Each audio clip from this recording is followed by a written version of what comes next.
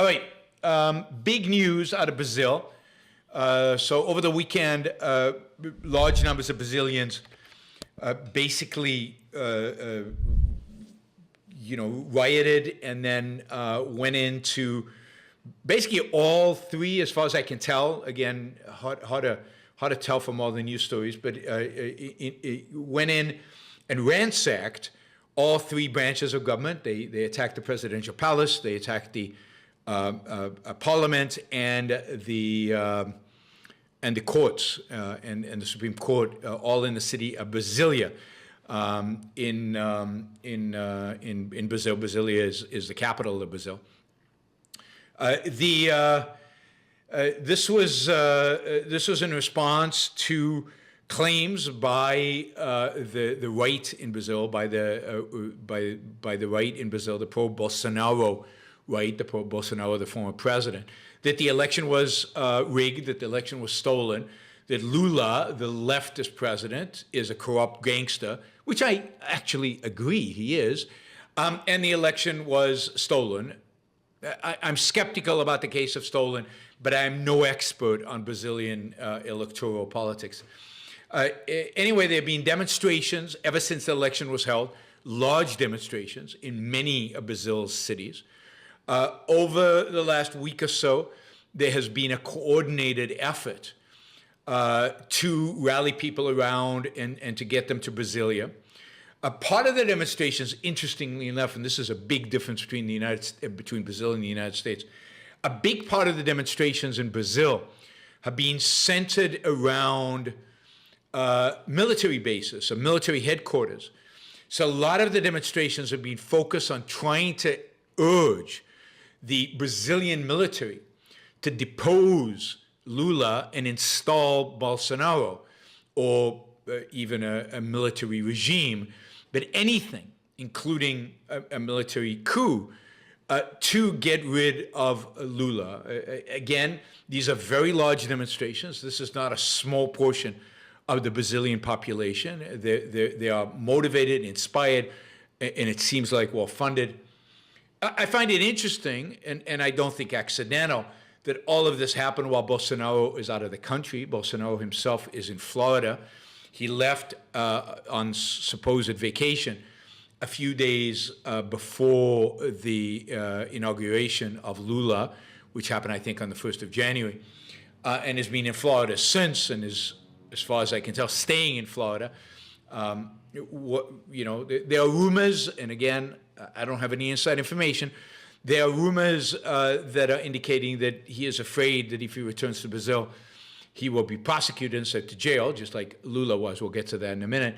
And that he might try to stay outside of Brazil while Lula is president. We'll see how successful he is. So the demonstrators are urging the military to get rid of Lula, and this is why they're demonstrating in front of military bases, in front of military headquarters. They were cleared out of all government offices yesterday, but they are still, I was just watching video, I assume it's real. It really is hard to tell about these things, but I assume it's real. They are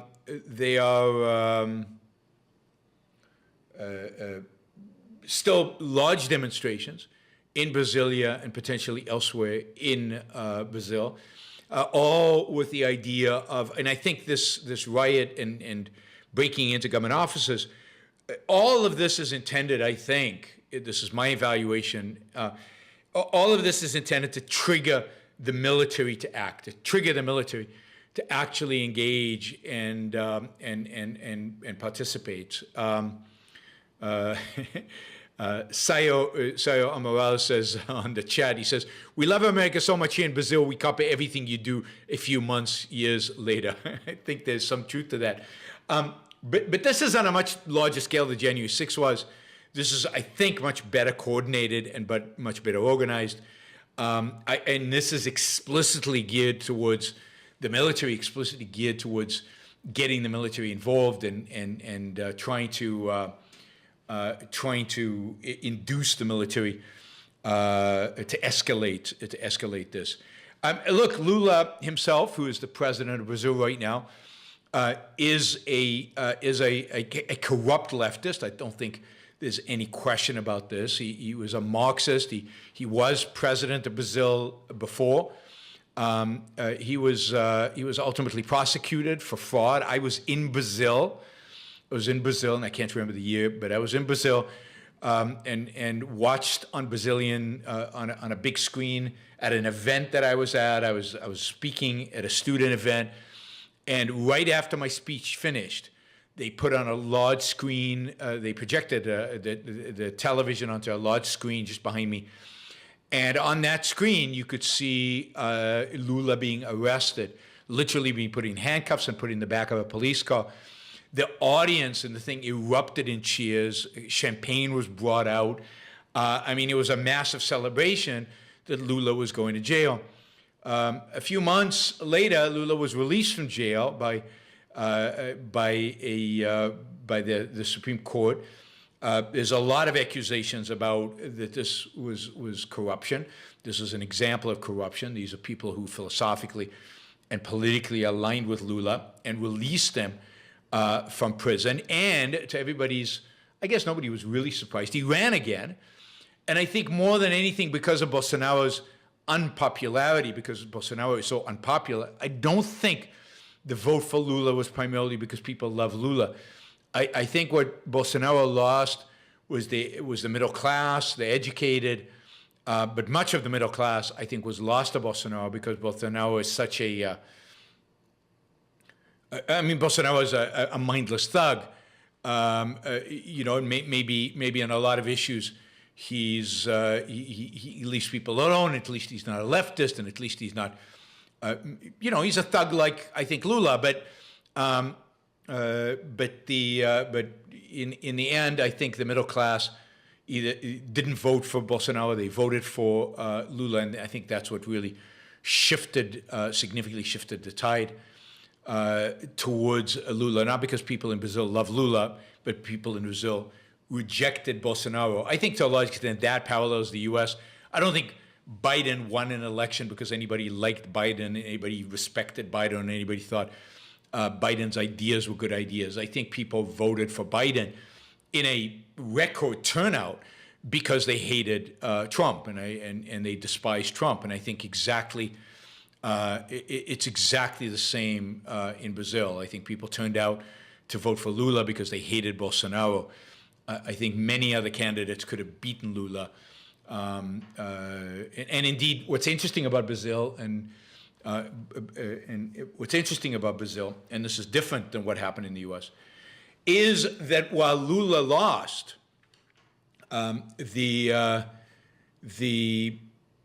his political party and many political parties who you would call classical liberal or conservative, political parties that are on the right won parliament for the first time. When Bolsonaro initially got elected, he had a fight with parliament. He had a parliament that was opposed to much of what he represented. When Bolsonaro lost, parliament was swayed in his direction. And Lula is president now, and Lula is not going to be able to get anything done because indeed the parliament that Lula has working for him is dominated by people who oppose Lula. See, in Brazil, you've got divided government in both directions.